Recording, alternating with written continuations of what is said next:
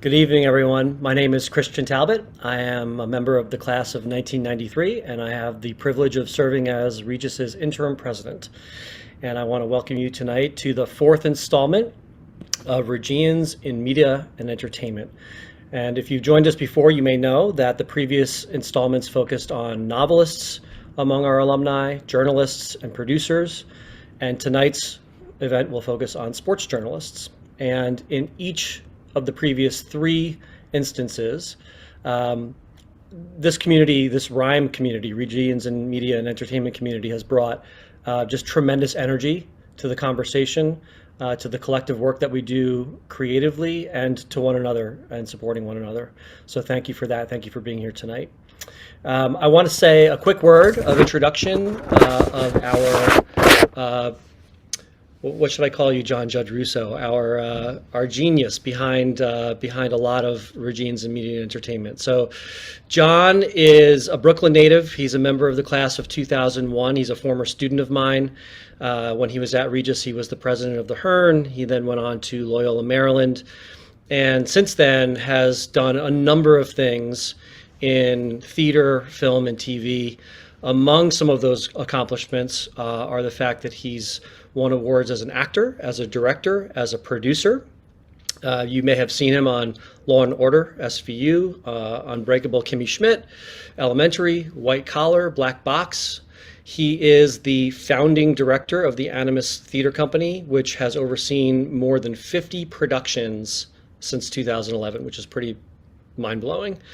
And John is an entrepreneur. One thing I remember distinctly about him from his student days is that he's slightly subversive. And like all great artists and entrepreneurs, he brings that subversive spirit to many things he does, one of which is being a co-founder and producing partner of Noble Hearts Films, which is a production company led entirely by Regis alumni. And Noble Heart Films are co-sponsoring this event tonight, so I hope you'll join me in thanking them for bringing us all together. And finally, John is a tremendous connector of people. He is the primary leader of this Regians in Media and Entertainment group, and I want to thank you personally, John, for being behind all of this, and I'll turn it over to you to introduce the event. Thank you, Christian, Mr. Talbot, which is pretty much the only way it's ever going to go. I would be remiss if I didn't offer my gratitude to you for everything that you have done for our alma mater since you stepped into your role. I think we all owe you a debt of gratitude, and we're grateful for all that you continue to do and the humble way you do it. The school is better off for having you. So thank you for your introduction. Thank you for all that you do. I wrote down some things on an index card here, and then I wrote down the word genius with a question mark next to it, because I don't imagine my name and that word would ever be put together out of your mouth. So thanks. I first want to thank all the panelists for joining us tonight. Everybody's incredibly busy, and so to carve out a few minutes for the school is huge. I'm a huge fan of all of your work. I watch you all probably more than is healthy, but you all have helped me and a great many others, certainly in the last couple years, get through all the nonsense. So thanks for being intelligent distractions. Before we kick things off, I just wanted to say a special thanks as well to Jerry Russo. He's our previous alumni director, and without him, very few alumni events would be possible. So he deserves an immense amount of gratitude, and if you ever have a chance, please reach out and thank him for his time and service to the school. Like Christian said, I'm running Rhyme these days. We are in the process of gathering as many alumni in this field together as we can. We're in the process of putting a listserv together, and sort of trying to match the technology with the prowess of our alums. I'm trying my best to always get as many people together as I can. I want to open up opportunities for alumni who want to work in these fields to meet others, or just to chat, or anything pretty much. So please, if you haven't already done so, introduce yourself to me. I will put my email in the chat. And so never hesitate to reach out. Let me know what you're up to in the field, and I will do my best to just keep people connected. I think Joe Messeri is going to talk a little bit later about how we're going to get some of the previous videos of these events up on the Regis website. They're in the process of making that happen, but you'll have an opportunity to step in and see some of the stuff we've done. And that's pretty much it. I'm going to kick it over to these guys. I thought about trying to monopolize the time by highlighting how the Islanders are the best professional franchise in New York 3 years running, since nobody seems to talk about that ever. But I'm going to leave that alone since nobody cares, it seems. So with that, I'm going to kick it over to Joe Messeri. Joe is extraordinary, for those of you who don't know him. But I imagine many of you do at this point, if you've tuned into this, if you've seen previous stories and storyteller panels. You've certainly seen Joe moderating all of them. He is an Emmy winner. He was a features reporter. Now he's a sports reporter. He's a producer. He runs his own podcast. And he's a father and good at all of those things. We're incredibly lucky to have him, to let him free to moderate these panels as he does. And so with that, I will turn it over to Joe and to John and to Pat and to Pablo, and I will let you all talk about sports because I just want to hear about it. Thanks, guys. Jonathan, Judge Russo, appreciate you, man, as always. Always an honor to be a part of these. And the waters that I have been swimming in with these panels have been very deep, so I've just been happy to tread water. Hopefully it'll be a little easier today, a little bit more in the wheelhouse, but I'm also doing this in silhouette because I wanted to remain anonymous. I can't believe there's not a ring light in my entire station, which is why my camera was off before Pat, as I'm doing this one from my job in between shows. But enough about that. Let's talk about the panelists, bring them on and start talking about some sports. I'll go in order of graduation here. So John Boog Shiambi, class of 88. You are the elder statesman on the panel today, also the sportscaster for ESPN and play-by-play guy for the Chicago Cubs. Thanks for being here. Thank you for having me. It had not occurred to me that I get to be introed first as designated old guy. Should I have done it for last? Should I have saved you for no, last? No, absolutely not. Just rip the Band-Aid off. It's fine. Listen, I don't think old guy. Old is a state of mind, and I will tell you, as a fan of your work, old is not the first or any word that I would use to describe you here. I'm playing a road game, by the way, so I'd like to apologize for the decor. I'm in San Diego. I'm doing some voiceover stuff. So anybody that's like, what is going on back there? Why is there, Day of the Dead vibe happening? It's not. Pablo told me to do it. That's really what happened. So there you go. And he's getting you rated on Twitter by that Twitter account that rates Zoom backgrounds. We'll bring him on in just a second. But first, Pat O'Keefe, class of 97, the sports director at News 12, the Bronx and Brooklyn, my former establishment. Also, you hear him on MSG, ESPN Radio, wears many hats. Recently complimented for his work ethic by new Giants head coach Brian Daboll as he was shooting and conducting his own interview. All-out hustler there. Pat, thanks for being here. I had at least one classmate who may be a part of this right now who was wondering why the hell my name was listed on the advertisement for this ahead of Boog and ahead of Pablo Torre. So I'm glad to be slid into my rightful spot between these two guys as we go in age order. Listen, I'm just happy to be mentioned anywhere among you guys. So I'm happy to be here. Thank you, sir.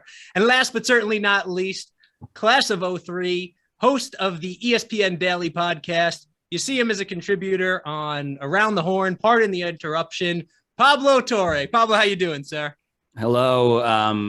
I'm trying to grow this beard to make it look like I'm as old and wizened as Boog. So, and Pat, obviously, so Boog has the best voice. Pat has the best facial hair, clearly. I just like how Boog went from saying, I don't like to think of myself as old. And then he's sitting in front of two objects that are just grappling with mortality in theme. So I'm just glad we're getting off to a great start. A little memento mori here. Exactly right. Exactly right. I was going to start with a nice light question about what role sports plays in society today. And then we had some breaking news with Brian Flores in a lawsuit with the NFL. So I figured it would still tie in there in some way. But having been through the pandemic and missing sports, begging for sports, if you were in my shoes, I think we've kind of replaced them in our society. So, Boogs, I'll start with you because your sport might be on the precipice again here. For you, what does sports today mean to our society? Ooh. It's hard. It's pretty individualized, right? We're looking for distractions, maybe now more than ever. I don't even know how I begin to get my arms around answering that in terms of, the participation of social media, and it can be kind of volatile. It's still the space that I love, getting to call games and being at the game. For me personally, when I'm facing the field of the court, that's when I'm my happiest. And I still think that for most fans, I think about, when I was at Regis, I wore college basketball. When I was at Regis, I was there from 84 to 88. It was right in the heart of the Big East. And Wow. So that's one of the connective pieces for me. I'm not sure, today, yeah, sports has changed a lot. That's for sure. I don't think I have a good one size fits all answer as to, sports and what it means in society. I will say, I think that I like that more and more now we're tackling topics.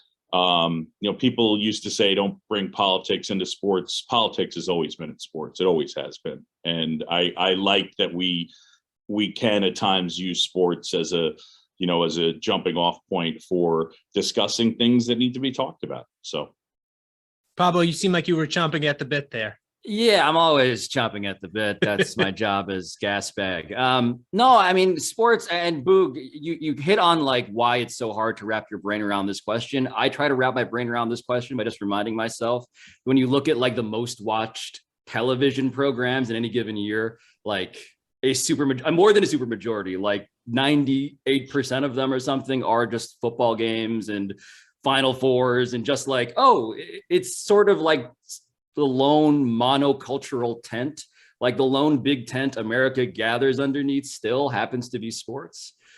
Game of Thrones briefly challenged that, but then I think The Last Dance came back during the pandemic, again, a need for distraction, and reminded us that, this is actually kind of the only place where people who are otherwise fractured and divided by politics and social issues in every other facet of their lives are still kind of volunteering to hang out in roughly the same space.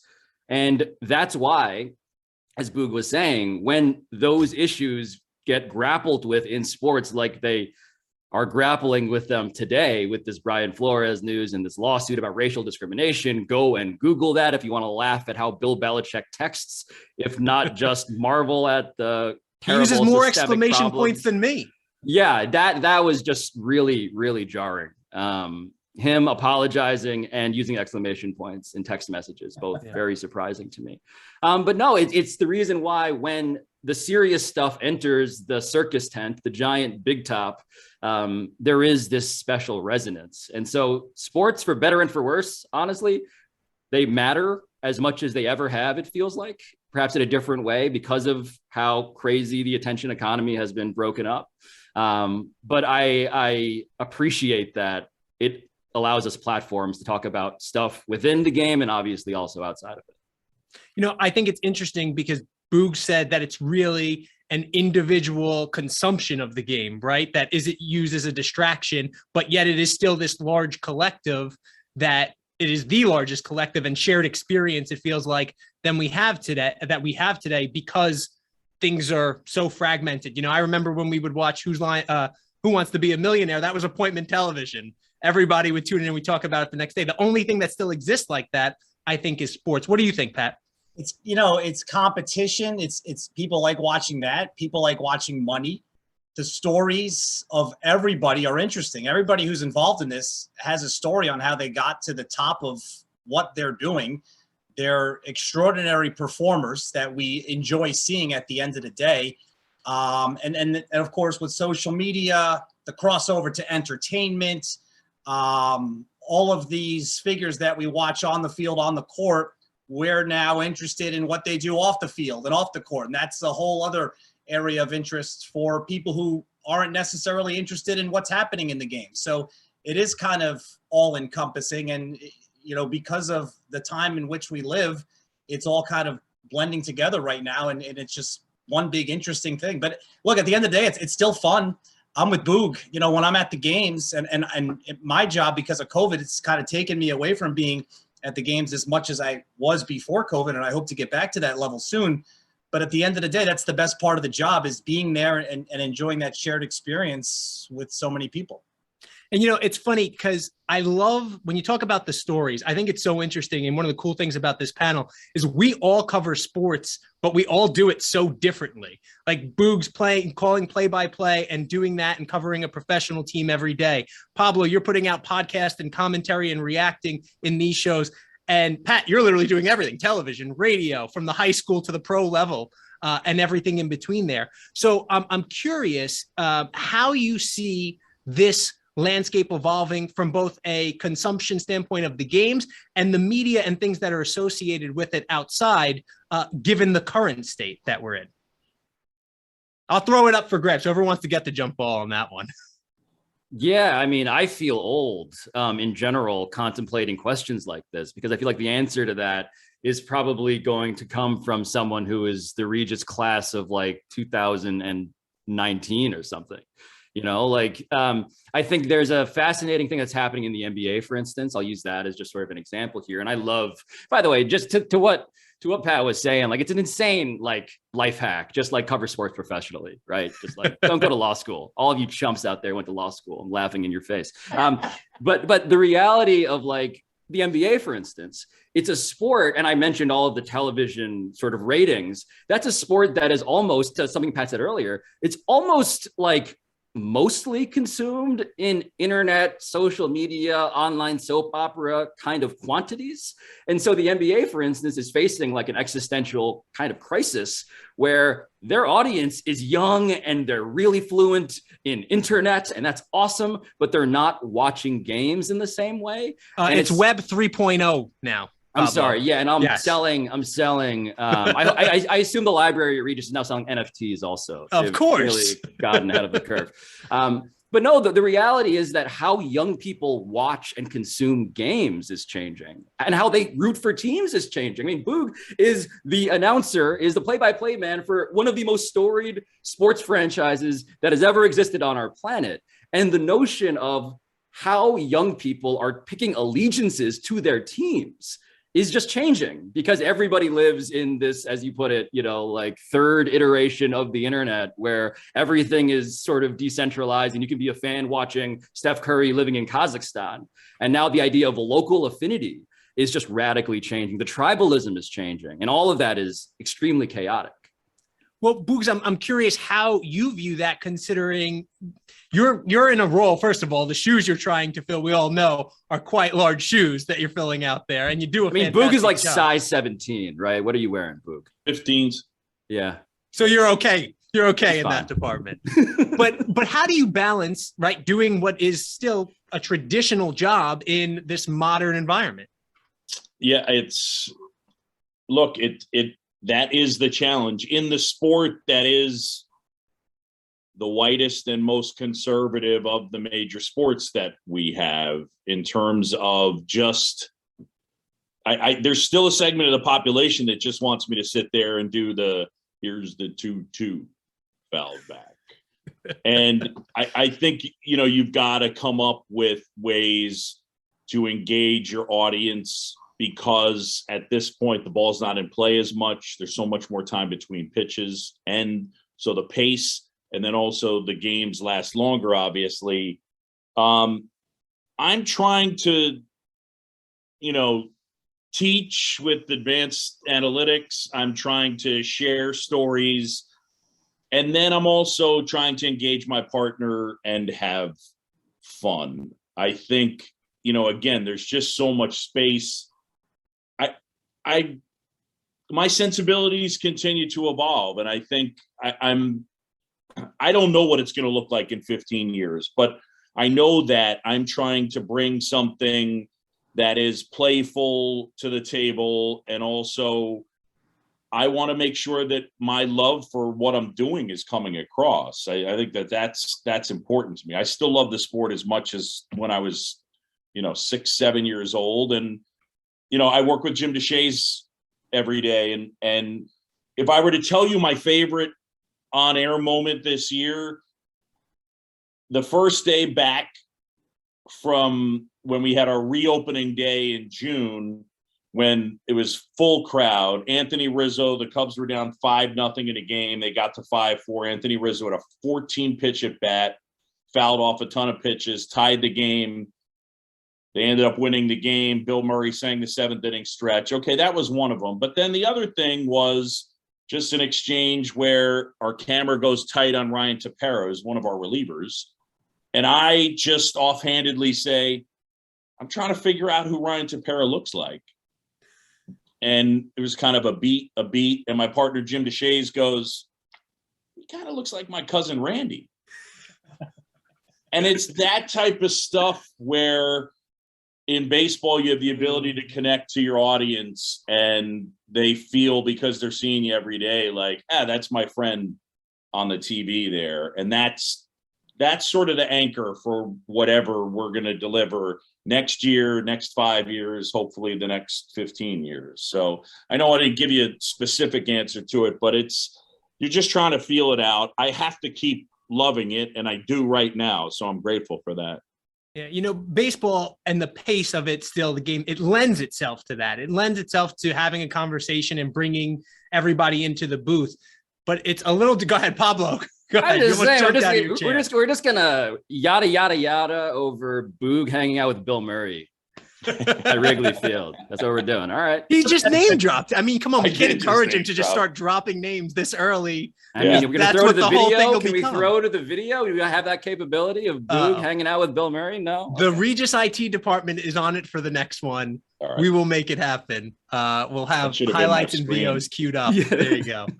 But Pat, I'm curious. So, I was just talking about the pace that you have in that booth during a game that's 3, sometimes 4 hours.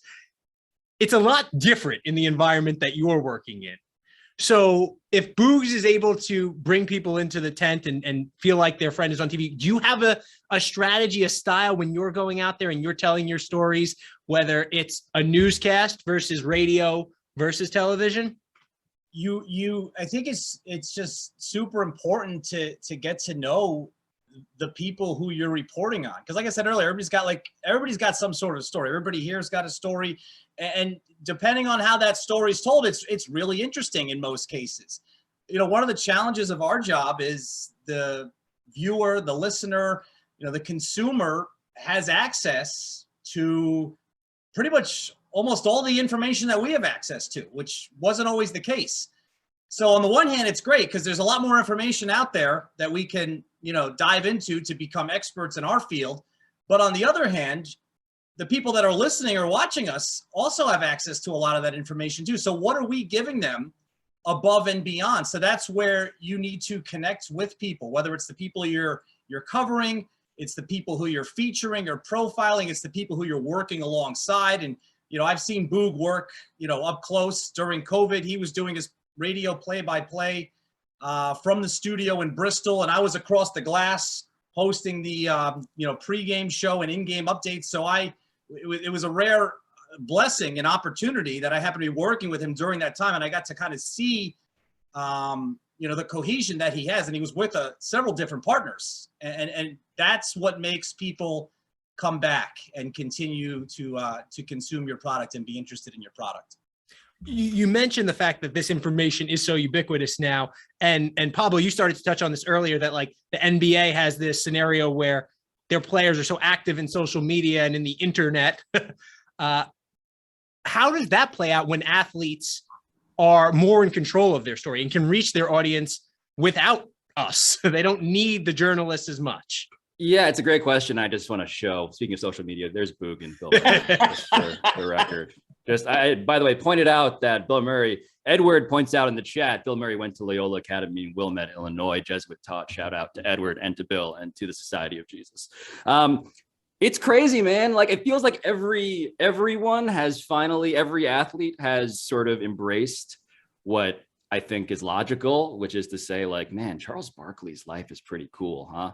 Like, he just is himself, sort of trades on his wisdoms, his personality, realizes that actually being in the media is kind of the most fun aspect in many ways of being in the entire sports industrial complex. Our seats aren't always as hot, I would say, compared to coaches and GMs and players. And so all of these athletes who have internet connectivity and they have opinions and they have personas, they realize that we can do that job kind of too. And so my response to that is to just lean further actually into, like, you know, what Regis has given us, which is, okay, you guys have all of that. You may have noticed at this point in our conversation that I did not actually play sports in any meaningful way after, like, CYO basketball in the 6th grade. Despite Mr. Donadeo being my freshman advisor, I was absolutely not worthy of being remembered in any way in the Regis athletics lineage. But I was taught, you know, like, critical thinking, and I was taught how to speak in public, and I was taught how to eventually, as time went on, how to be a journalist. And I think in times of great abundance, when it comes to just voices and gas bags, you sort of have to lean into what makes you differentiated. And I think that what Regis has given all of us, all 3 of us, all 4 of us, clearly, Joe, is that. And I like to think that that still is saleable in a marketplace and can cut through.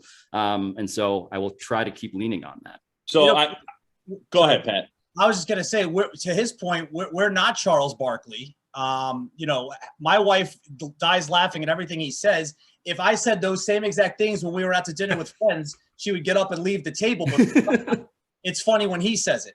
Yes. But I wish in that scenario my wife would get up and leave the table. I think there might be a physical altercation, and she'd show me why she probably should have been an amateur boxer at some point. Go ahead, Boogs. The one point that I wanted to make is, I know that we are moving in this place where the athletes more and more are telling their story, but I would back up what Pablo says. I'm grateful to my time at Regis, and then as well in college, and then the work professionally, where you learn to tell a story. And yes, I'll tell you something that the two guys on the screen there, in Pat and Pablo, you guys know what's interesting. You know, like, I will tell you, Pat's social media is one of my favorite social media accounts to follow, because it keeps me connected to New York and New York sports. And man, I love watching the stories that he tells, especially the CHSAA stuff. Like, I love it. And then my way of consuming New York sports, to be honest, is I enjoy it the most through Pat and Pat's ability to tell the story. And for Pablo, you know, Pablo and I have known each other a while, but, like, I'll send him texts where I don't necessarily listen to the daily all the time, but what happens is he decides to do a story on a topic, and I'm like, ooh, that's interesting. I'm listening to that. And he tells the story really well. He picks interesting topics. So we might get to a place where the athletes can do it all by themselves, but we're not quite there yet, because you have people like Pat and Pablo who, look, the starting point, I'll throw myself in there. We all work in sports, but we're all at the start, we're all editors. The first thing we're all doing is, in some respect, we're all making this decision. Yeah, I think I have an idea of what's interesting.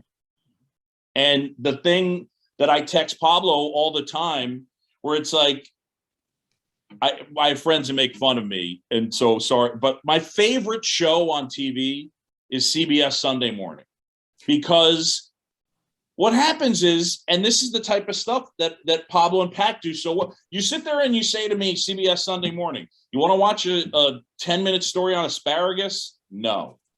And then I sit there and I watch a 10-minute story on asparagus, and I'm like, yeah, you got me. I'm in. This is interesting. Wait a minute. I just want to be clear. You're comparing sports and the arena that we are in now to asparagus. No, to This is CBS fan- Sunday Morning. That's a Yes, compliment. he's also reminding us again that he's not old, by the way. Yeah, I'm not old. I'm going to mute myself in the middle of my next comment. But As that's long as right. you don't But turn on the cat filter. But you know what? If I could just also add something to what was just said there, I mean, asking tough questions, truly being a journalist, like that's stuff that I think categorically is not a thing that, I mean, and there are some athletes who have pivoted to that, and that's awesome. Come on board. But there is a certain skill set, honestly, that requires, and as well, a certain sensibility. That's not just about, making, I don't know. I think of Barkley, to Pat's point. I think of Barkley playing who he play for on TNT, and it's like his job. It's fun to not know who he plays for, and it's like that's not a thing that I could get away with. But there are other things that I think my skill set could probably provide. But all right. But as we're talking about this here, you said journalism. This is not traditional journalism anymore, right? We're not all the president's men meeting with sources and going deep throat, and and it happens so fast. There's not even time for that because everybody's building on each other's story. The second the first story gets out there, it's picked up, retweeted, reblogged and shared with attribution, sometimes without attribution, and it gets away from you once you put it out there. I think that in some of these cases, I mean, sometimes, Pablo, I love when you put questions out there, right? Because you're thinking of them and you don't know the answers to them, and that becomes the story. And so when you're doing that, I mean, how is that changing what a story looks like today? Because as Boog said, he's consuming what you guys are putting out there on social media. So when you're conveying this, I mean, it's not hits, runs, and errors. Sometimes, rarely, what actually happened in the game is the story, but that's more and more rare, I feel like. I mean, we just saw an example of that, right? Like Tom Brady's retirement, which was reported by Adam Schefter and Jeff Darlington, our colleagues at ESPN, is then challenged via other sources. And then there's this whole like public sort of food fight about what is this? I mean, and I'll say the word that has been not said yet, I think, but is unfortunately very key to all of this, which is Twitter specifically.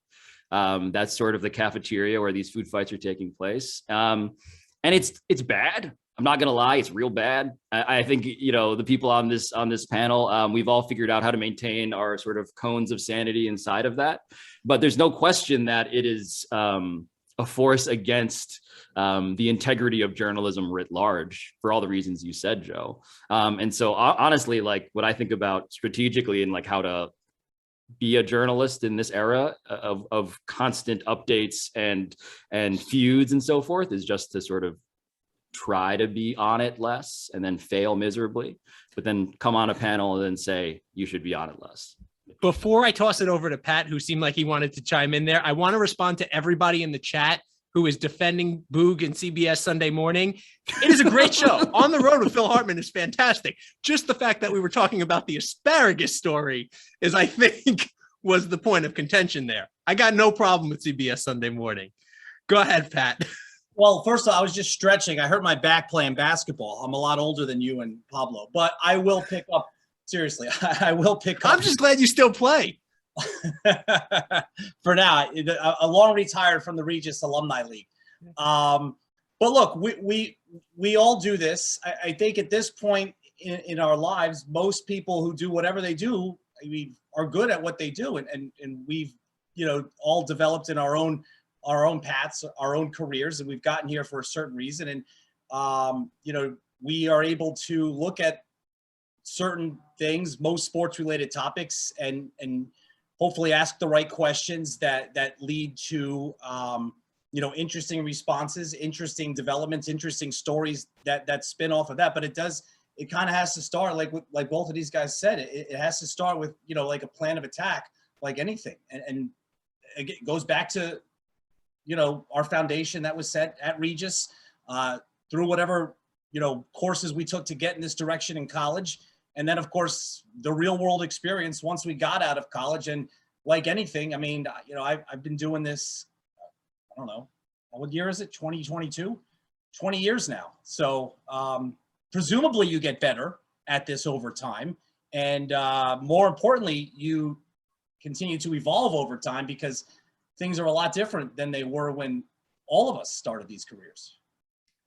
Fun fact. Can you tell everybody where you started your career and some of the people you might have interviewed then? My first job was as the play-by-play announcer at Rocky Mountain College in Billings, Montana, in 2003.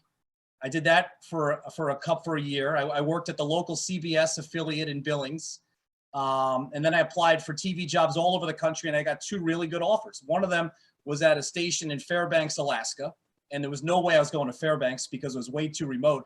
Fortunately, the other offer I got was at a station in Anchorage, Alaska.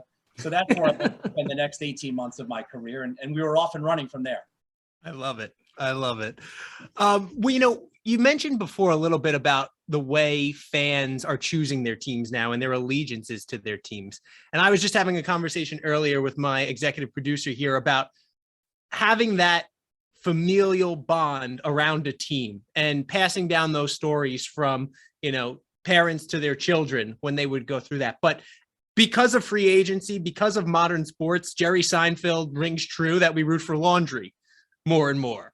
And so I'm curious, and I'll start with you, Boog. How do you think that impacts fandom and the way these teams are relating to their communities? Gosh, it's hard. I think, my parents my dad got his hooks in me. I was born in Philadelphia. I moved to New York when I was 6, but I stayed a Phillies fan growing up. So I don't know, honestly, whether, it's quite the same now. I think the thing that Pablo brought up that's really interesting is how you have, especially with the NBA, you have kids that are fans of specific players and they watch, Steph Curry, LeBron James highlights on social media, but they don't necessarily watch the Warriors or Lakers games. I think baseball still has some more of the old school, and with the Cubs, it is still a tradition, I think, that's passed down from family to family.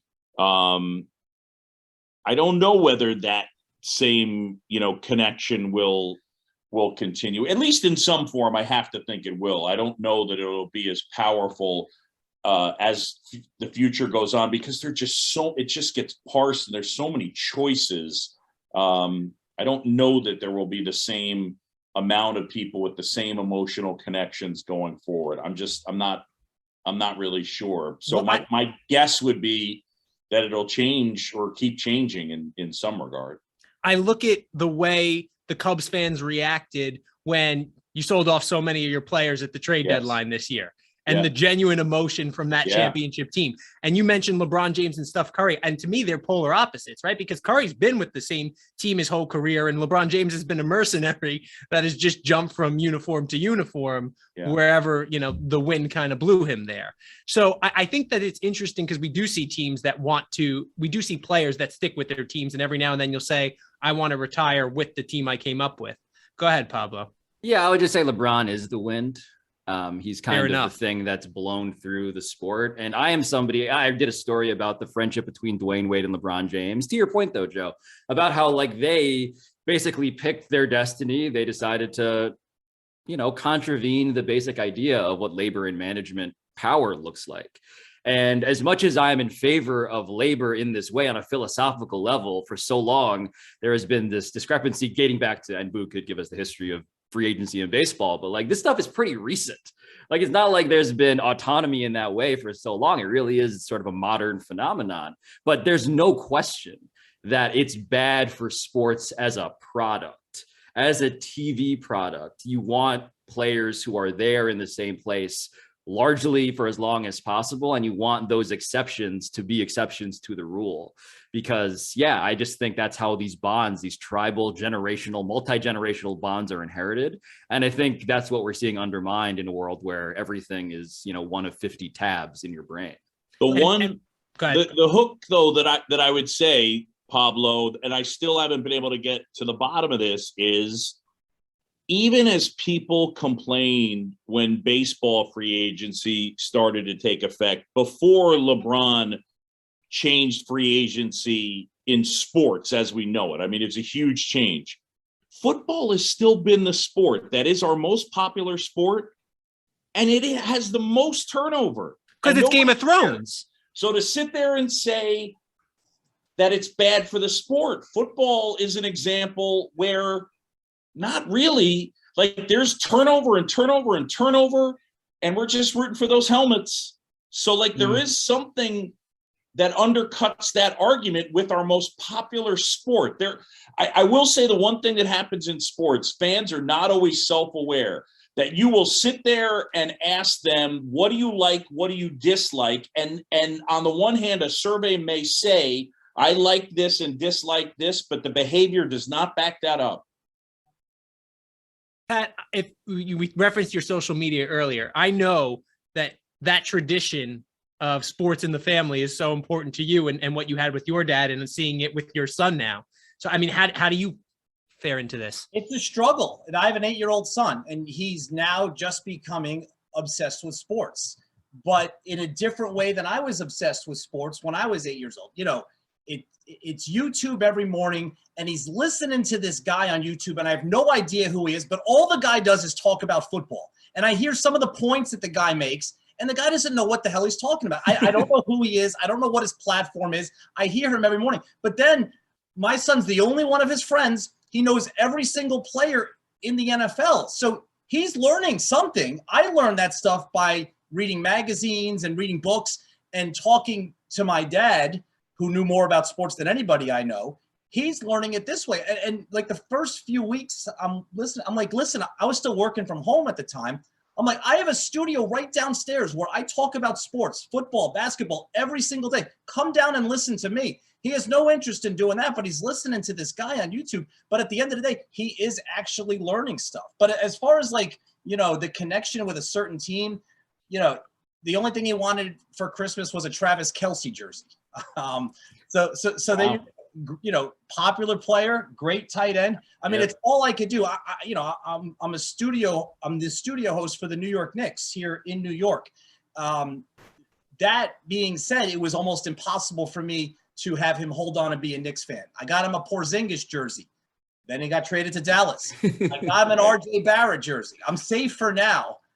Between that and the kind folks at 98.7 gave us the suite for a day. So I think he's hooked now, but it literally took a Herculean effort to have him root for the New York Knicks.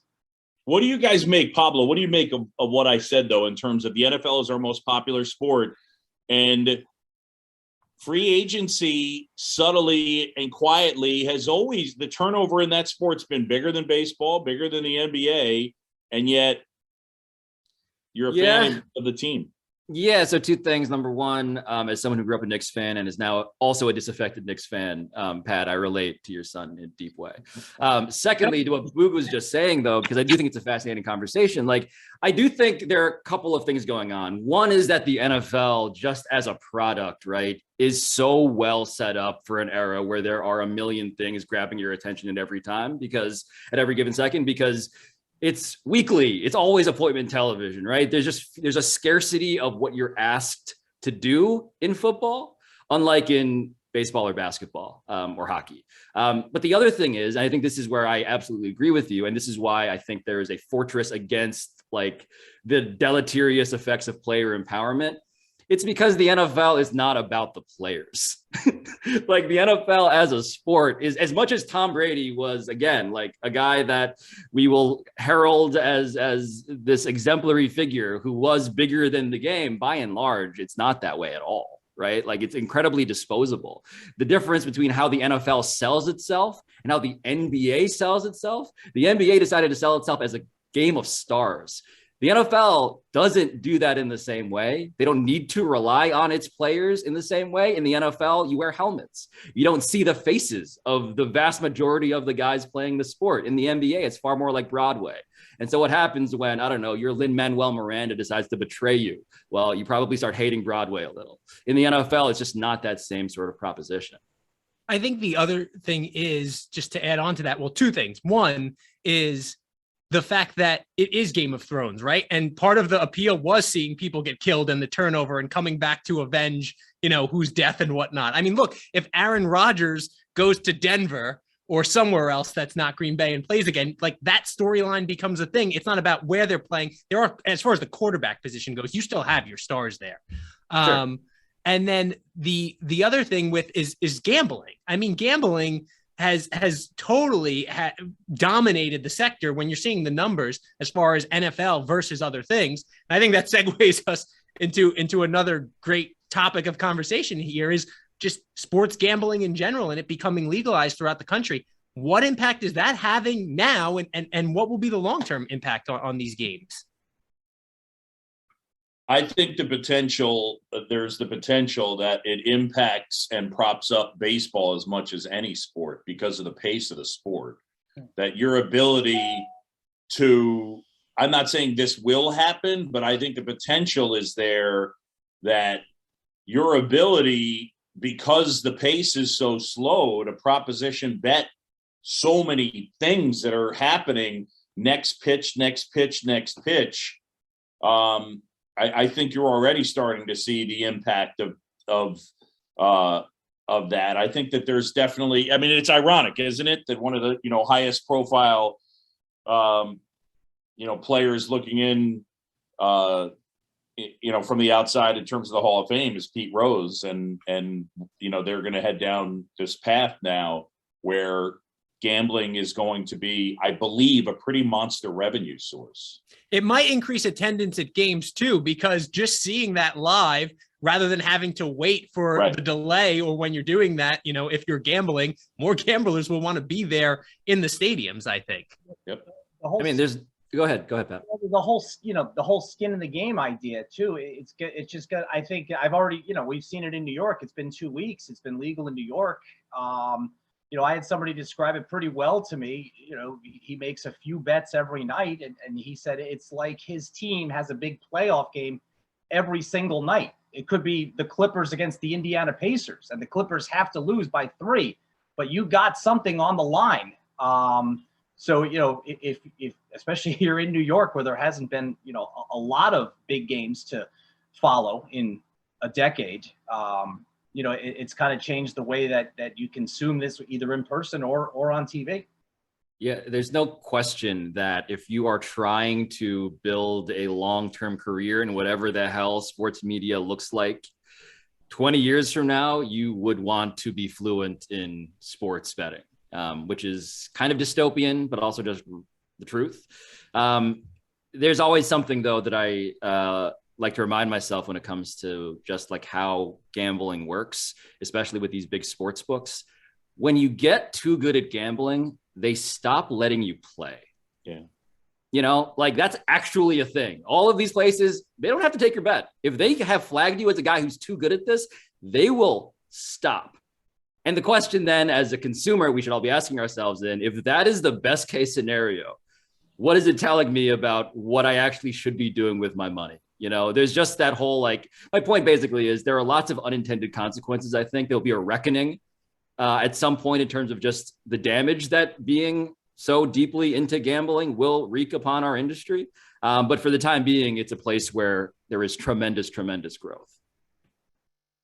It's funny. I think they used to do a parlay card on the sports corner for the NFL games each week. I forget what the prize was. Maybe it was like a lunch ticket, but to think what it's evolved into and what everybody's doing now. You mentioned we had the Bukidnon bookie. What did you say? Oh, you had that? Yeah, absolutely. Father Duffy, believe it. Wait, what was it? 10 cents a week, right? You filled out the sheet? Yeah. Father Duffy you'd go and you'd pick the week's football games. That was Regis. That was my first 2 impressions of Regis. I walked into a classroom and a teacher cursed, coming from a Catholic grammar school. Yep. And then there was a priest who was taking bets every week. I would think this place is great. Father Duffy was awesome. Yeah. So Father Duffy getting a lot of love in the chat. Weekly gambling, no spreads, though.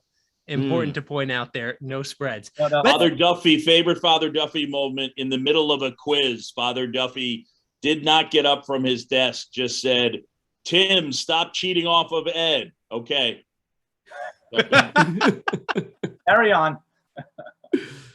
You would just throw it out there. Let's talk about the leagues for a little bit here, and let's start with baseball, I guess, because that season seems to be kind of up in the air right now.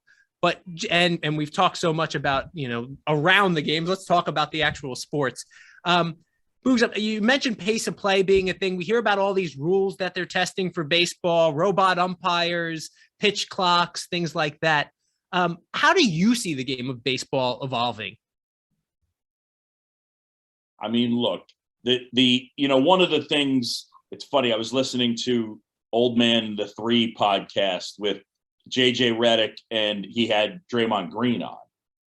And overall, it was a great podcast. The one part that just was aggravating to me was they did the get off my lawn. These guys today don't love the game portion of the podcast.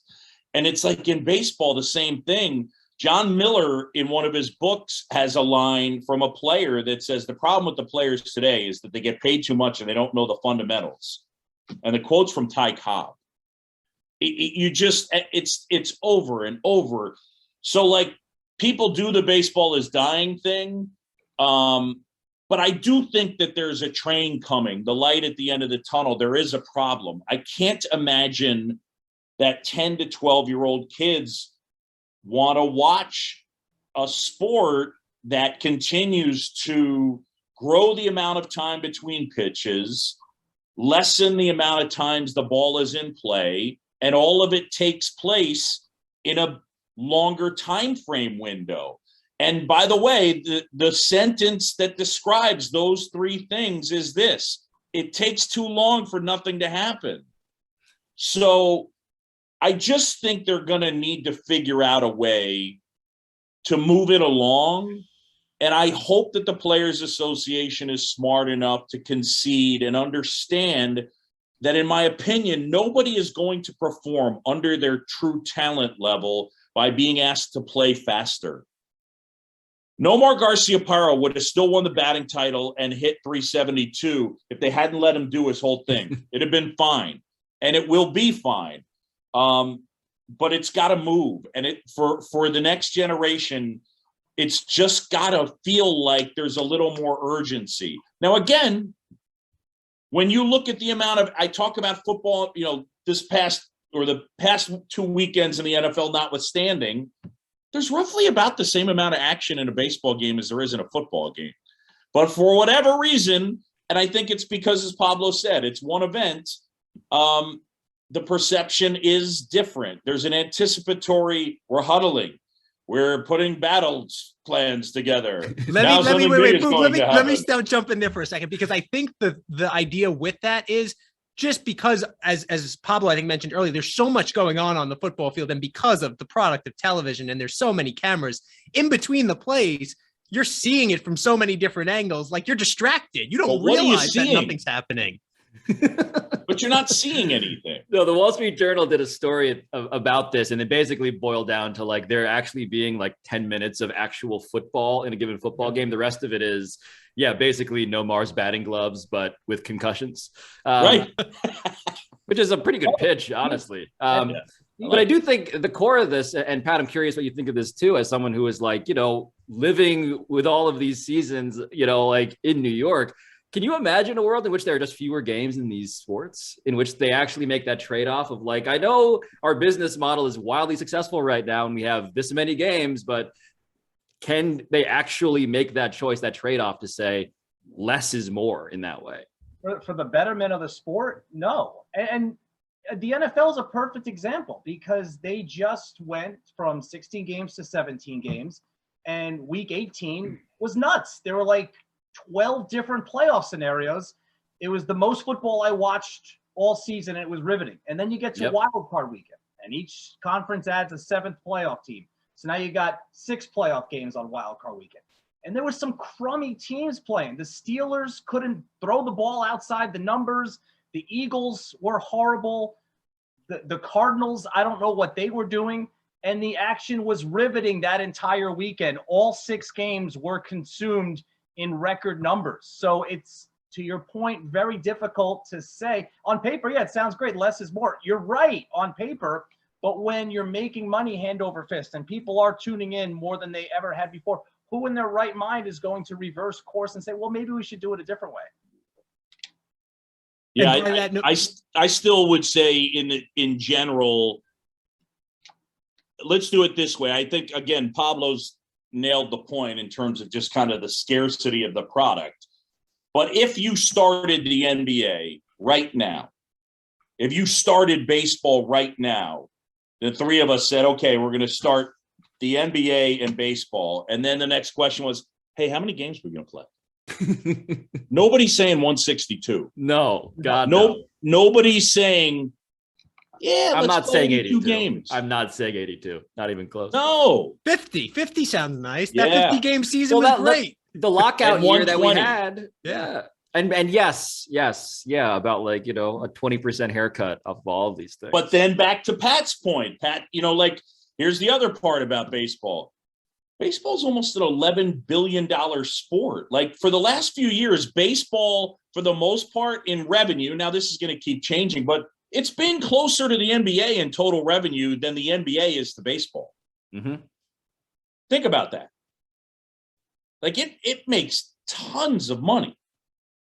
So let me ask you this, though, because they do have a problem with people going to games and attendance issues. And across sports, I mean, the product is becoming so much better at home. Soon we're all going to be sitting there. I wasn't allowed to sit close to the TV as a kid, but now I'm going to have my VR headset so I can sit courtside or in the front row. How do you battle that issue with that in-person experience? Because that's going to impact the TV product and the money. I want to hear the guys calling games on this. I know, Boog, you've gone through your own existential crisis, like calling games from home. It's just not the same for you, right? Yeah, I hate it. I mean, it's not what I do. I don't want to, I want to be there and be part of it and feel the crowd and talk to the players and tell their stories and humanize the players and that type of thing. And being disconnected that way, I didn't enjoy it. And I don't think it's good for presenting the product personally. I mean, I understand, but I don't think it's good for the product going forward. I don't. Yeah. Do you think? Go ahead, Pat. I think on the, I've hosted every Knicks studio show last year. I think on the current roster, I've met Julius Randle once. Yeah. I've met Mitchell Robinson before COVID, and I've met RJ Barrett once.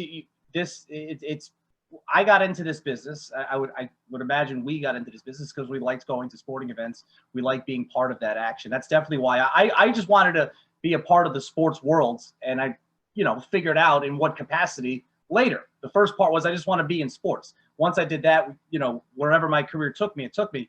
But the big thing for me was being there, being part of the action. So these last 2 years have been awful just in terms of not being able to experience that. But then on top of that, there's the added layer. It makes doing your job extremely difficult. I'm supposed to be an expert on this team, and I don't have the access to these players that I used to have to be able to get to know them, share their stories, what makes them tick, everything like that.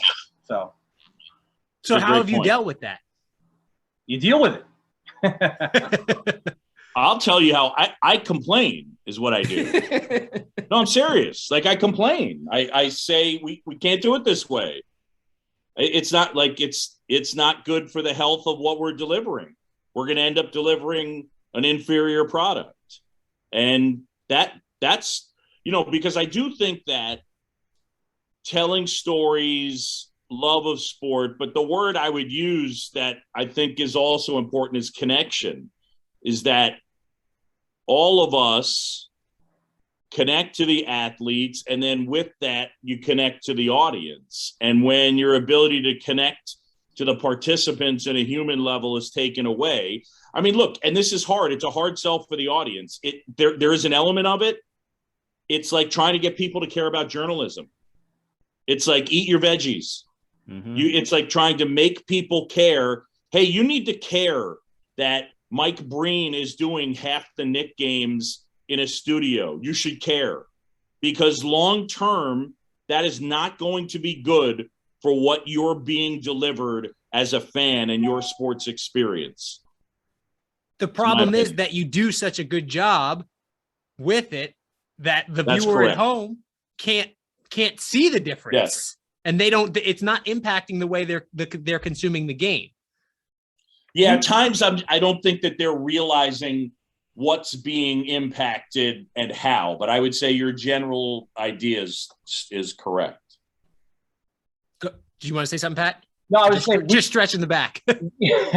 we know that it's not the same, but you know, when you're making business decisions above us, yeah, how much different is it compared to what we could save? And Boog's right. You don't want, you know, not all places have come back where they're doing games from arenas. There are still a lot of places that are doing it remotely. And well, and it's not even just in that setting and being back in the arena. I mean, Pablo, are you back in the studio at all yet?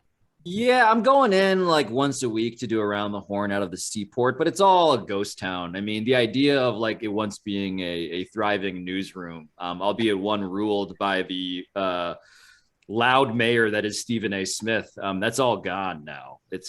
We're all, you know, protocoling and masked and all of that. And it's for the worse. Just to be honest, it's easier for me. I have a 2-year-old to work out of here in my bedroom.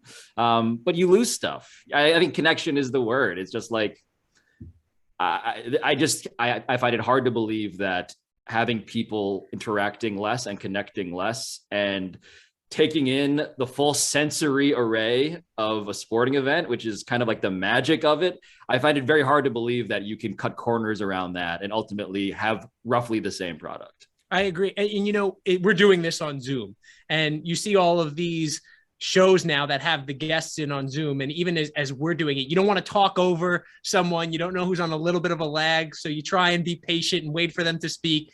And that idea of that Sorkian dialogue, which is so attractive and real in smart circles, gets lost and becomes nearly impossible to replicate.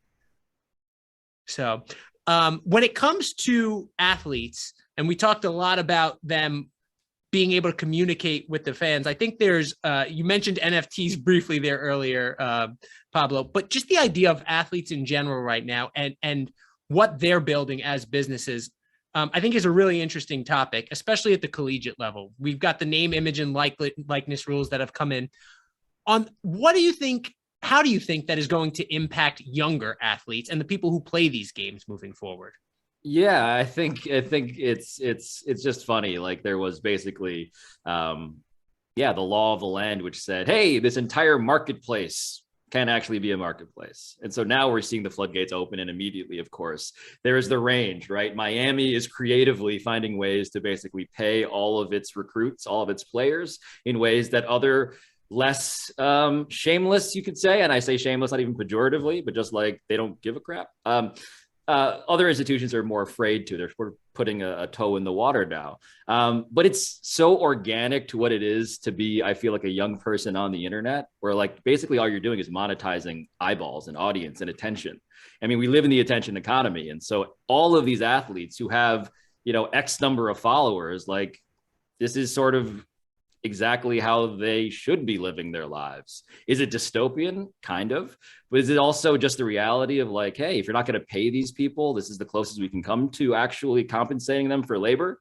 Well, yeah, I mean, it's a revolution that is way overdue. And it's very Wild West. But, you know, I think in a certain way, it's extraordinarily predictable. It's funny because I look at a couple of these college athletes. I mean, DJ Uiagalelei, the quarterback of Clemson over there, I think got a $2 million deal. Great dismount on that pronunciation, by the way. Thank you. I've been working on it the entire pre-show here, was doing it in the dressing room before. But he gets $2 million. He's probably not going to get that as an NFL quarterback ever. There was a quarterback, the 5th-year senior over at Miami, I forget, it got about the same deal. When these guys, especially and men and women, especially at college levels, have this option now where I'm going to go get paid, and that's another job in and of itself. Is that going to hurt the product on the field? yes. I'll not begrudging the athletes from taking the money and monetizing their talent, but yeah, I think it is going to hurt the product on the field. If you have a high-level NCAA basketball team where there's a certain amount of pieces of the pie to go around, there's going to be, rivalries and who's getting more shots, and more shots equals more points, and more points equals more endorsement deals and more money for me at this small window in my life. Yeah, I don't see how it doesn't affect the on-field product in some way. It's an imperfect system, but I don't see how you can, and I can't believe they got away with it for so long. If anybody who doesn't play sports, if somebody wants to pay somebody for promoting something on Instagram and they don't play a sport, then why can't you do the same thing for someone who happens to be exceptional at throwing a football or a basketball or whatever it is? So, Pat, I'm curious because I believe there's 2 high schoolers, correct me on this, but I would, in the Bronx, that have gotten name, image, and likeness deals now. And is that, when we're talking about high schoolers, then are you just monetizing the eyeballs then and not the talent? And are these guys going to sacrifice, these athletes going to sacrifice their futures as athletes because they've gotten this money earlier? Maybe. It's a case-by-case basis. Ian Jackson's the kid's name. He plays basketball for Cardinal Hayes High School in the CHSAA. He's a sophomore, and there was a big page on the back page of the Post a couple of months ago about he and one of his AAU teammates are dipping into the name, image, and likeness. And he played, I think, on the under-16 USA basketball team in the FIBA World Cup of the Americas over the summer. High-profile kid. And, that age range, Instagram, TikTok, it's all about followers. And if you're exceptional in that world and you have thousands and thousands and thousands of followers, it would lead to reason that a certain company would want to attach themselves to you to get those eyeballs on you. Now, will it affect this kid's play? I don't know. Maybe he becomes complacent. Maybe he doesn't work as hard because, who was the boxer that said it? Marvin Hagler, right? It's hard to get up at 5 a.m. when you're sleeping on silk sheets. You don't know how every athlete is going to react to that. I do think there is, even beyond like how does this change the dynamics of a game because all these incentives have changed. I do think it sort of absolutely changes what perceptions of athletes are, right? Like, I think there's a big reckoning to come among this first wave of athletes with giant internet followings that are being monetized, because having a giant audience does not mean that you're a great prospect, right? Like Bronny James is, by all accounts, like not actually a great NBA prospect, but he is the most famous NBA prospect. And so it goes with guys who just have big followings. Like you could be huge on the internet because you have these clips or a brand or whatever else, and there will be a rude awakening because in the end, like you still need to actually be good at the thing in this sort of organized way. And I think there is a distinction that is being layered on top of the actual reality of playing the sport. Is it more advantageous? Go ahead, Boog. Sorry. I was just going to say it's 2 conversations though, isn't it? Before we jump into, hey, my thing is it going to affect their play? Can we take a deep breath and let the kids get their money for a little while? We've been sitting here for so long watching this sham that is amateurism and believing in it. One of these years I'm stealing this and I don't even know from who. I think maybe Bomani Jones, but it's like the next time a college coach gets an extension, it's like, okay, and we're going to give you a $2 million bonus and we're going to pay you $1 million of it in classes. So I guess my thought is, I don't know whether it's going to affect their play. I don't really care. I'm just glad that Jim Tressel lost his job because tattoos. 3 guys traded tattoos for autographs. Right. You know what I mean? And then the conversation as far as the guys that are good, I don't know, that'll sort itself out. And then in terms of what, the kid at Hayes that Pat's talking about, we'll see how good he is. He's supposed to be pretty good. But then, as far as the TikTok revolution and paying people who, get in or integrate into the sports world and they become famous, June Lee had that great piece where he wrote about it.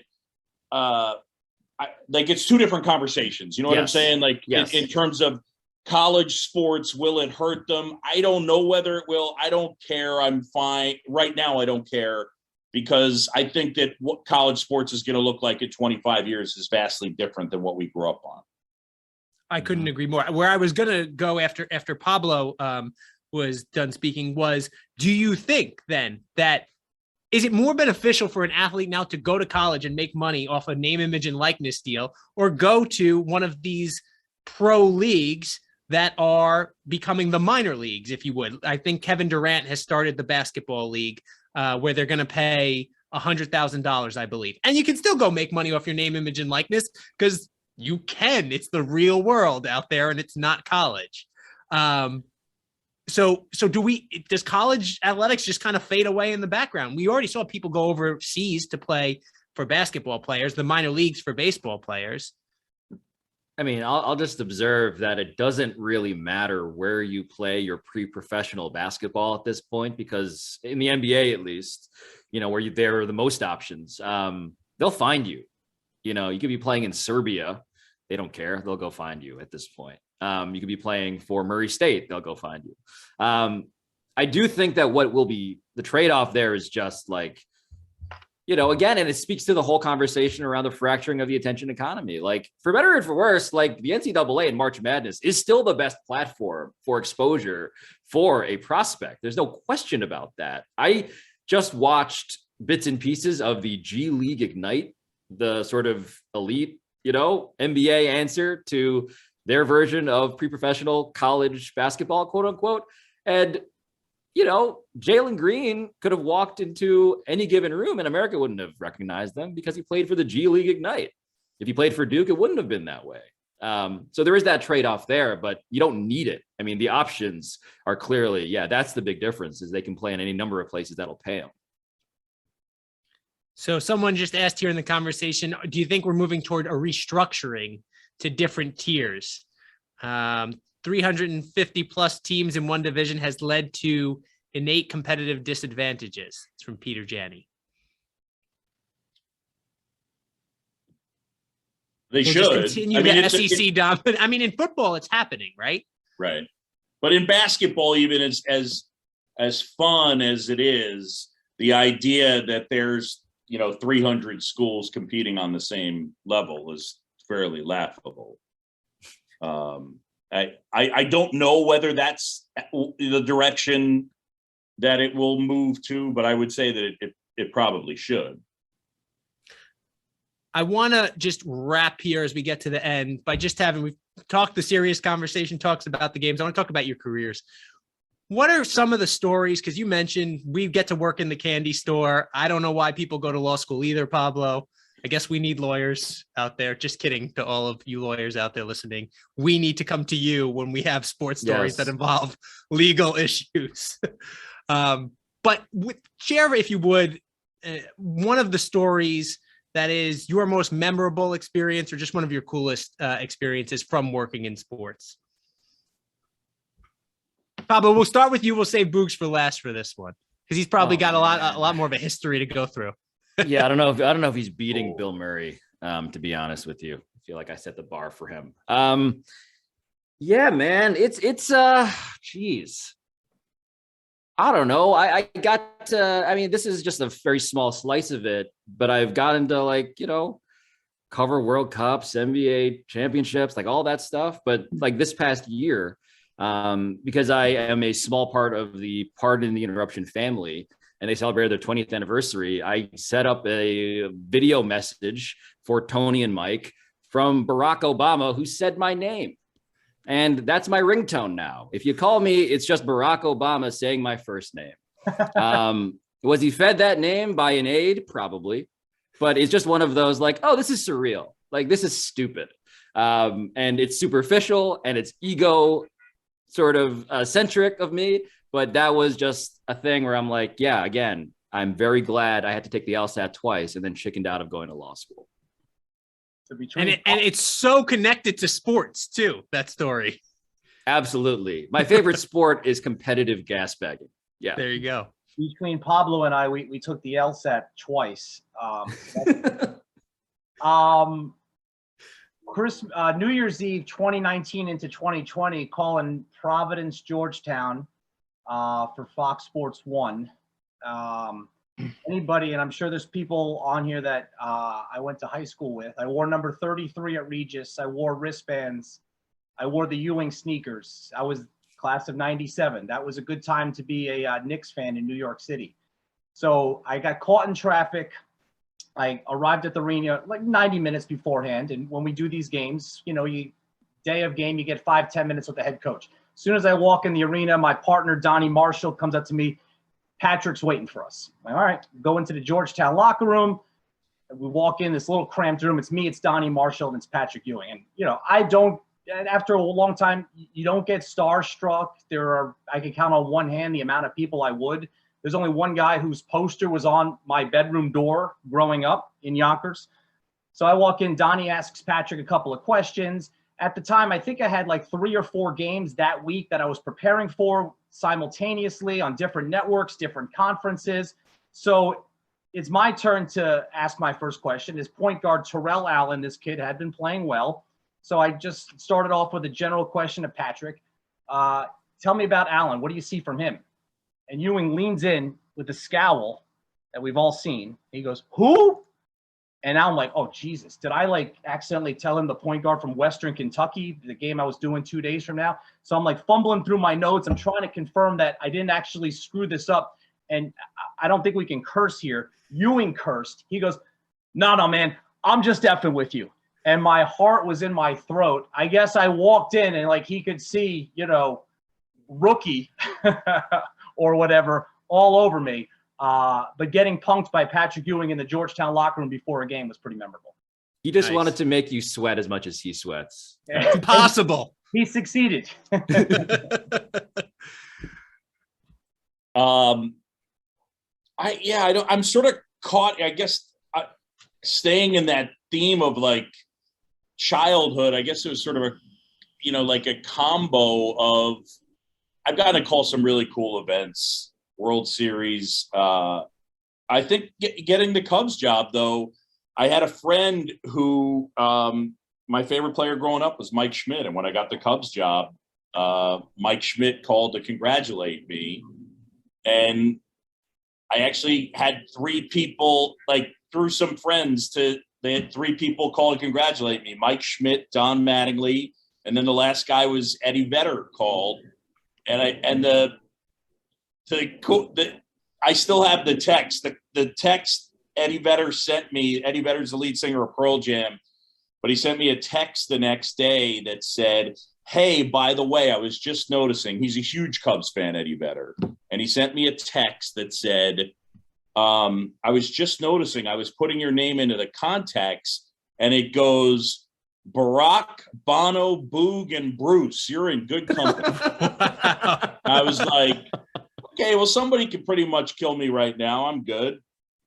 That's awesome. John Martin asked, is there one person who has played a major role in helping you advance in your career? Probably John Martin.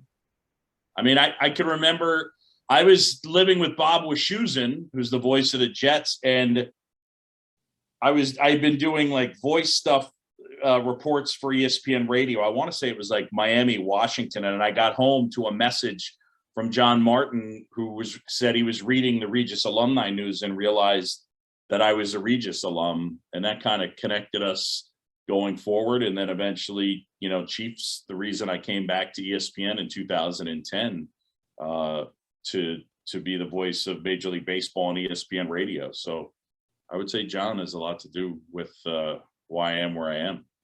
Pat? A lot to do with my career and getting me into ESPN as well.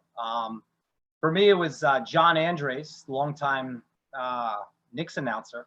When I met my now wife, we had been dating for a couple of weeks, and she casually says to me, do you know a guy named John Andres? I'm like, yeah. And she, oh, that's my uncle. He was married to my wife's aunt.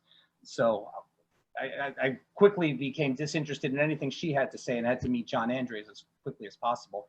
And I got to know him the last few years of his life. He was a wonderful man, and helped introduce me to a lot of important people in New York and helped me get in with my job with the Knicks and ESPN New York.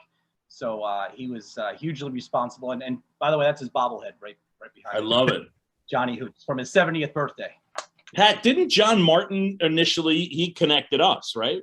John Martin did connect us. Absolutely. Yep. Yeah, Chief. Pablo?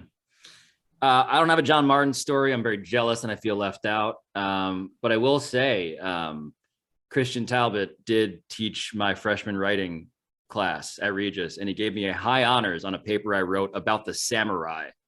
And that informed my ability to absolutely become a professional writer in the future. So shout out to you, Mr. Talbot. That's awesome. What advice would you guys give to a young Regian who may be thinking about entering this, laborious field? Learn to do everything. There was a funny moment that you referred to me yesterday, earlier, Joe, when I was interviewing Brian Daboll yesterday at his press conference. And at News 12, we're a multimedia journalist operation. So I run the camera and do the interviews myself. So I set up the camera. I'm looking at the viewfinder. We're framed up. The Giants head coach walks in. I go, okay, you stand there. You're good. He goes, well, wait a minute. Where's your guy? I'm like, no, it's just me. He goes, you got one guy doing the job of two guys? And it was a funny moment. I posted it on my social media.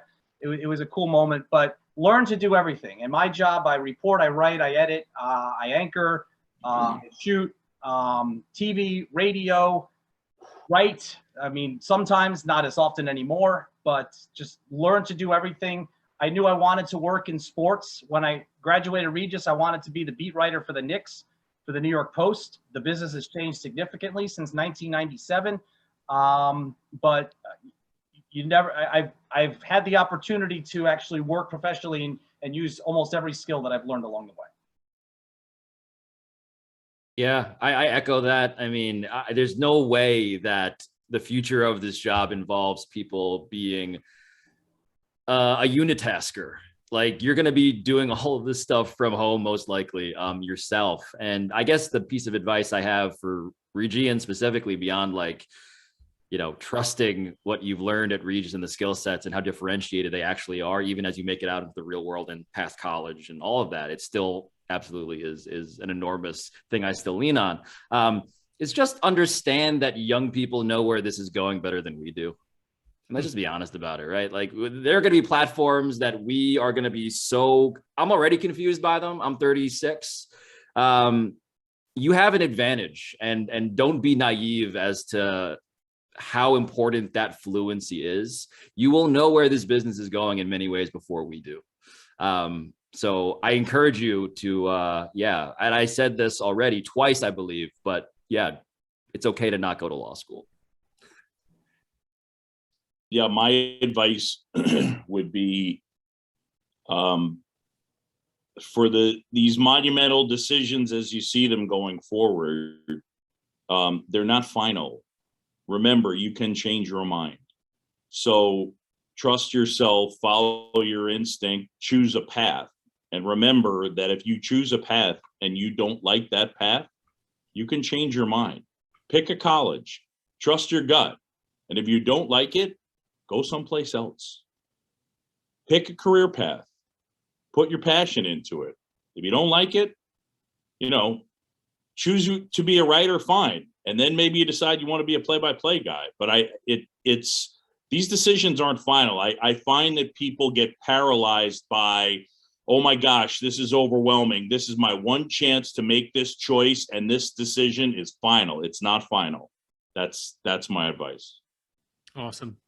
I'm going to open it up. We got about 5 minutes left here, I think, to questions from the audience. I appreciate all your time. I'll give them a second to come in here.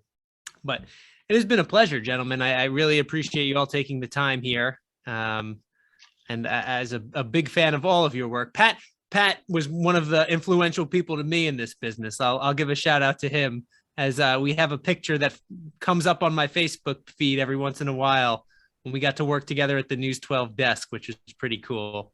We got a question. How does NBC handle the lawsuit during the Super Bowl telecast? Someone's asking here. I mean, historically speaking, very awkwardly, and probably by Bob Costas.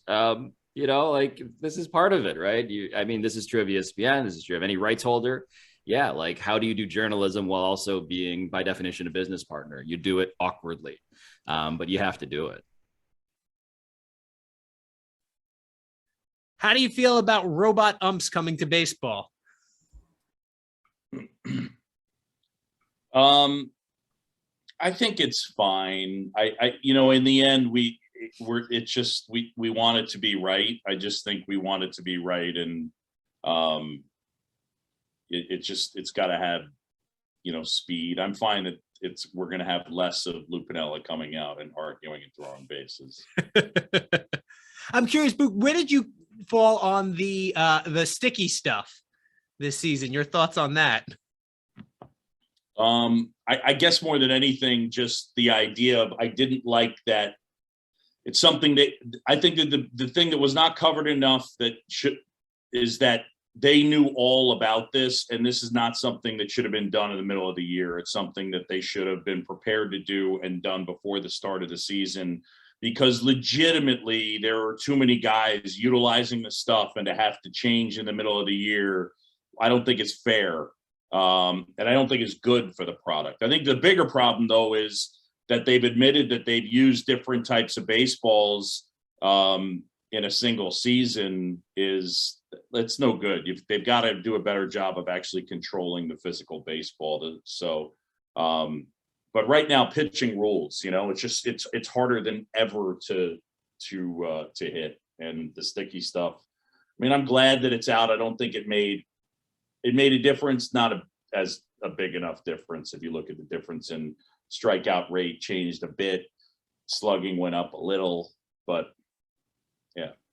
So Father Joyce asked, any encounters with Gene Orza, Regis class of 63? Oh yeah. I mean, many times over the years, and he knew I was a Regis guy for sure. He was always great, always.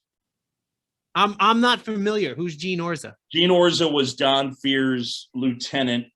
Don Fear basically took the reins of the Players Association for some of the biggest fights. He took it over from Marvin Miller, and his top lieutenant was Gene Orza, basically. So, and Gene had a reputation for being prickly and an amazing mind. Awesome. Any memorable Regis sporting events? Oh, wow. It's sad that this comes to mind immediately, but I believe I once saw, and this is maybe a reference that only a very specific sect of our audience will get. I once saw Michael Beal, when he was playing for collegiate, just dunk on John Hine, who was the year above me. So shout out to that memory for being imprinted in my brain 20 years later. John the Baptist Grammar School. There you go. Yes. New York. Yes, the Hines, the Regis Hines. Yep. 95, we played Holy Cross in soccer. They hadn't lost in like 5 years, opened the season against them, and went out to Queens and somehow beat them 1-0 on a header by John Sullivan off of a corner kick. They were peppering the goal. Fortunately, our goalie was up to the task that day. Very good. Pat, would you tell him who the goalie was? It's a third person report. Yeah. It's Pat for all of you. Yeah, it was Pat. Wondering. Yeah. Just will regional sports networks like Sinclair's Bally Sports be able to launch subscription services, or will MLB's Manfred convince enough teams not to join? I don't know that it's going to be that ultimately it'll be Sinclair. I think there's a chance that MLB will end up controlling those regional networks. And I mean, look, if there's one area that MLB is actually, for as much as it gets beat up, I mean, MLB's been streaming its games while the other leagues were dithering on that one. MLB's made billions of dollars by streaming its games well before any of the other leagues. So, I think they'll figure that one out. I guess I'm just hoping they'll figure that one out. I don't think it's going to end up with the current lot of Sinclair Bally's as the holders of those regional sports networks, but I don't know. Should Bonds and Clemens be in the Hall of Fame? Yes. Yeah. Absolutely, yes. They're better than the person who just got into the Hall of Fame. So I've taken both sides of this argument, but no penalties for cheating the game. They're I not- mean, I'm not a. I struggle with the Hall of Fame. judgy, the finger waggy thing is a real problem for me, man. I struggle with the people that like to get super judgy. It's like even the Astros thing. Do people honestly think that there are players that aren't self-aware? Do people really think the Astros put together a roster of the 25 most unethical players on the planet? If you, player X, had played on that team, you wouldn't have stopped it either. It's what happens when you get hyper-competitive people who are uber talented that are trying to do the next thing. I'm not saying it's necessarily right, but it is it's not like this is a new thing. That version of it was existing in every sport, in every era, always. And if you asked me who the best player I've ever seen play was, it's Barry Bonds. And if he walked in right now with a notarized sheet that said I took steroids and you re-asked me the question, not changing my answer. Yep. I mean, look, there's any number of guys, Willie Mays included, right, who took amphetamines. This is a matter of degree. It's not a matter of kind. There are guys like Cap Anson who have just done horrific things, just like actual, like terrible human things beyond like cheating the game stuff. And it's always to me a question of like, is this a museum or are you actually just cosplaying St. Peter at the gates of heaven? Like, I think we've long past given up the illusion that we've created a pure institution. So why are we pretending otherwise? That's the thing, Pat. Mo was the first unanimous guy, but he shouldn't have been. Pat, there's so many other guys before him that should have gotten in unanimously. Yes. Like Lou Gehrig didn't get in unanimously. What are we doing? I don't even think DiMaggio got in on the ballot. Tom Seaver was the closest before, right? Yes. One vote. Was it or Griffey? Griffey and Seaver and then Griffey. And then Mo. Was it Al Davis who said, if you ain't cheating, you ain't trying? I believe that's correct. Will longer written journalism continue to decline? Oh, yes. Go, Gasbag, go. Allow me, as a person who has stopped doing long form journalism, let me mourn the decline of long form journalism. In short, yes, but I think that's not a categorical yes. I think it will exist. It will just require I don't know, like I'm going to start rambling about Substacks and just like how journalism is going to be sold to people in the future. Like it will be out there. It's just not going to be in the way that we're accustomed to. I personally miss magazines as much as I have inadvertently contributed to the death of magazines by leaving magazines to do the job I do out of my bedroom on fake television now. But I miss that. It's just not going to be ever that way again. So you're just going to write down and then recite it to us into your microphone and we'll listen to it on a podcast. That's right. Transcriptions count as articles now. That's my favorite, because I'm a jerk. I'm sure that's translated through the course of this. And I'm going to start doing it to Pablo, but there's nothing that I like doing more than going up to Ken Rosenthal and Tim Kirkjian. And I get them on this all the time. Dead seriously, I'll go up to them and I love you guys on TV. You're so good on television. I really miss you as writers. And they're both like, I still write. That's funny. I miss you as a writer, Pablo. Yeah. My mom does too. She reminds me of that. Thanks, Mom. I know you're watching at this moment. Do you find it challenging to incorporate new age concepts and sports analytics into your work while knowing that a good chunk of your audience thinks of them negatively? Yeah, no, I mean, I don't care at that point. I'm just like, is it right? Is it smart, same. Interesting? Like that's my criterion. I don't care. Same. I find it challenging using it and being interesting. You want it to be interesting. You don't want to overuse it. But as far as what people think about it, that doesn't really factor into the decision because it does have a place, but you don't want to overuse it. Because I will tell you this. Pitt is explaining them to me, then I'm all in. Yeah. this is it's one of the things where a narrative gets loose and people just go off the rails. But like sabermetrics has a definition. It's the search for objective knowledge about baseball.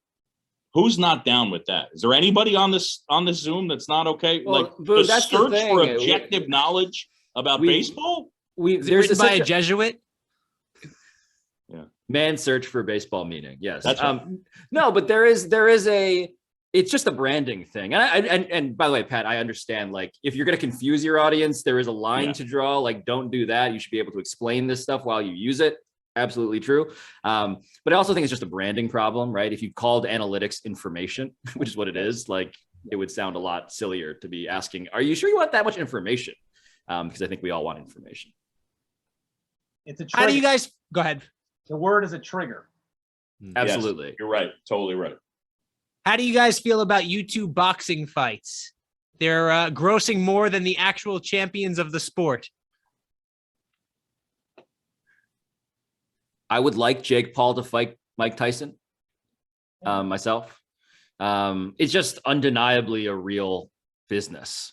Again, attention economy. This is the prime, very obvious example of it doesn't actually matter how good you are at a thing if people will watch you do it. And boxing happens to be the sport where it turns out watching people that you don't like try to beat up each other is still very compelling.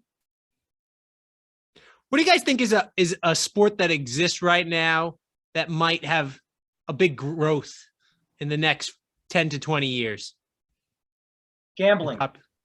Gambling as a sport. Does that count? I think you could have competitive gambling.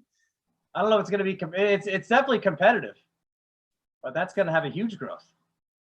I watched something called, I believe it's the World like Slap Boxing Championship, where a guy called the Crazy Hawaiian slapped a guy so hard that his like skin appeared to like vaporize. I'd buy stock in that, especially with a gambling component. I feel like that's the place to end it. Out of all this, I think I will responsibly turn the reins back over to Jonathan Judge Russo. Say again, thank you. Real quick, can I answer one of these questions? Somebody's asking who broke the backboard in the upper gym. Oh, I missed that one. Go ahead. John Shavickas. It was in 1996. It was before a freshman game, and they had to play the freshman game in the lower gym. Wow. Imagine that. So shout out to John Shavickas. Where'd all the fans stand? Up top? Fighting for views in the windows? Yeah. I love it. Gentlemen, thank you so much. I guess Jonathan Judge Russo doesn't want to come back in to say goodbye. So I'll say, check out the Regis website if you missed any of these. Oh, there he is. And I know they're going to post the other videos from previous conversations as well. But again, thank you very much. Judge, anything you want to say? And he just signed off. Oh, there he is. He moved him up. Just offered my thanks to everybody. This was terrific. I know it's never easy to carve out an hour and a half plus with all of your schedules. So deeply grateful. Thank you all, gents. It was a pleasure. Hopefully I'll see you guys out at a game sometime again in the future. You got it. Absolutely. That would be delightful. Joe, we'll see you. Thank you so much. Good night, everybody. Yeah, great job, Joe.